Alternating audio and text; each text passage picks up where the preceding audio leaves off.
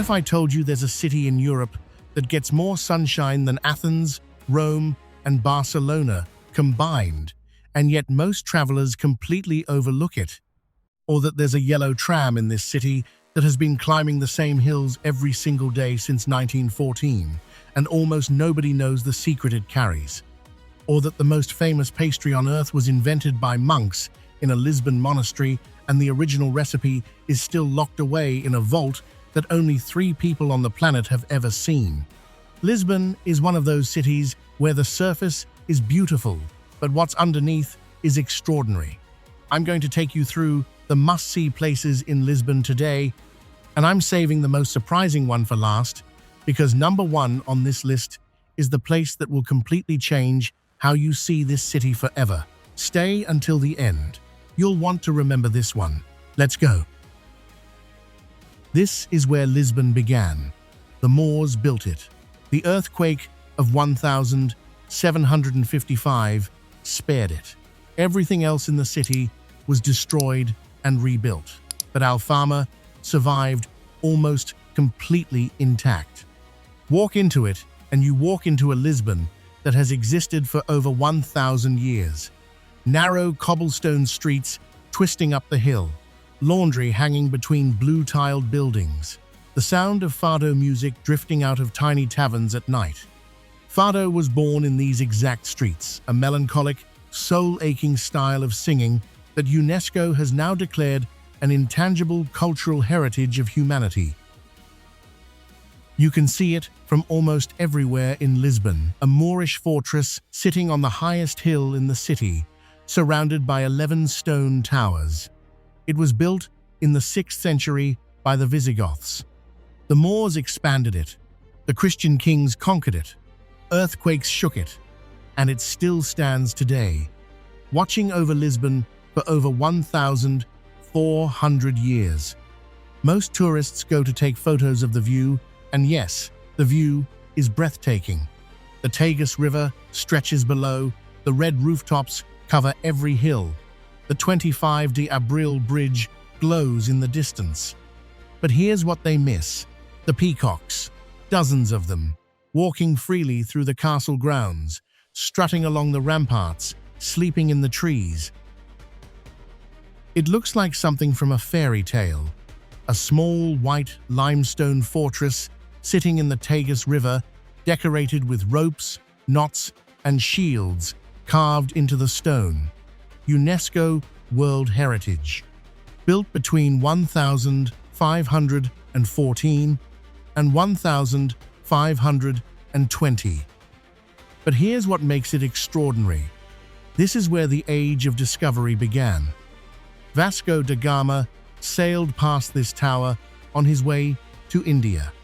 Magellan's ships departed from this exact spot to circumnavigate the world for the first time in human history.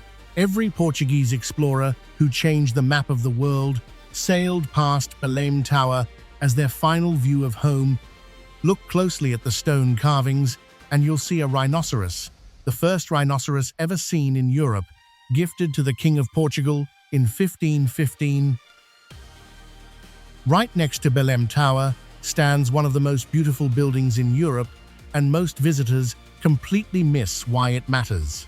The Jerónimos Monastery was built using money from the spice trade with India and the East pepper, cinnamon, cloves, nutmeg. Portuguese explorers brought back the wealth of the world.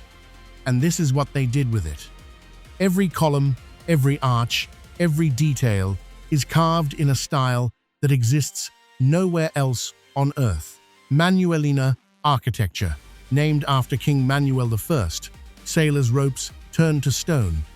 Sea creatures wrapped around pillars, coral, shells, and waves frozen into walls. This is not a tram. This is a time machine. Built in 1914, the wooden yellow tram 28 climbs through the steepest, narrowest, most impossible streets of Lisbon, through Alfama, past the cathedral, up to São Jorge Castle, through Graça, and down to Estrela. The route is so tight that the tram brushes against buildings as it passes. The hills are so steep that the brakes squeal the entire way. The wooden seats are exactly the same ones used over 100 years ago. Tourists ride it for the photo opportunity. Locals ride it because it's the only way to reach their homes. Lisbon's old industrial district was abandoned for decades. Empty factories, cracked windows, then artists moved in, then designers, then bookshops, then restaurants. Today, LX Factory is one of the most creative urban spaces in Europe.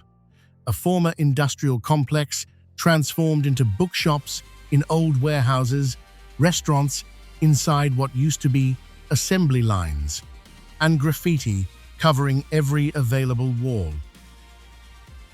It looks like it shouldn't exist. A 4-5-meter neo-Gothic iron elevator standing in the middle of downtown Lisbon, connecting the lower streets of Baixa to the higher Bairro Alto. Built in 1902 by a student of Gustave Eiffel, and yes, it really looks like a piece of the Eiffel Tower transplanted into a Portuguese street. Most tourists wait in long queues to ride it.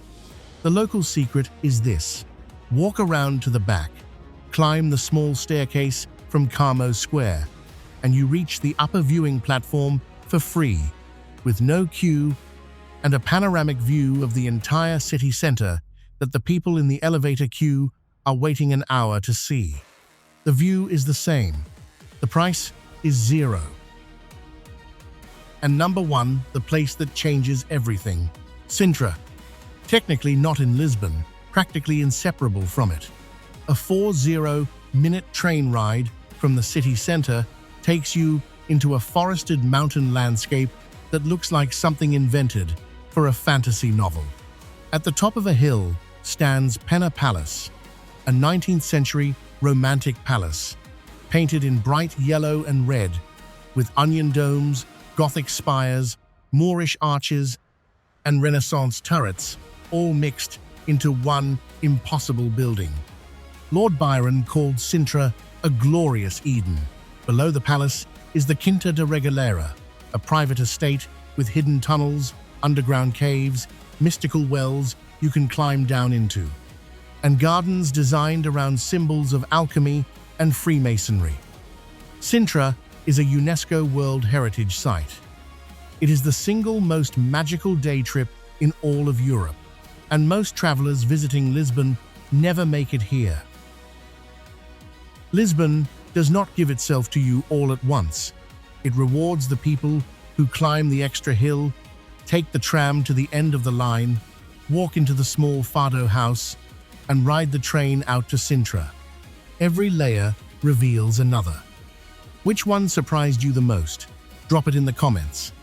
And if you haven't watched Krakow, Prague, Budapest, and Vienna yet, the City Guide series is waiting. Have an amazing time in Lisbon.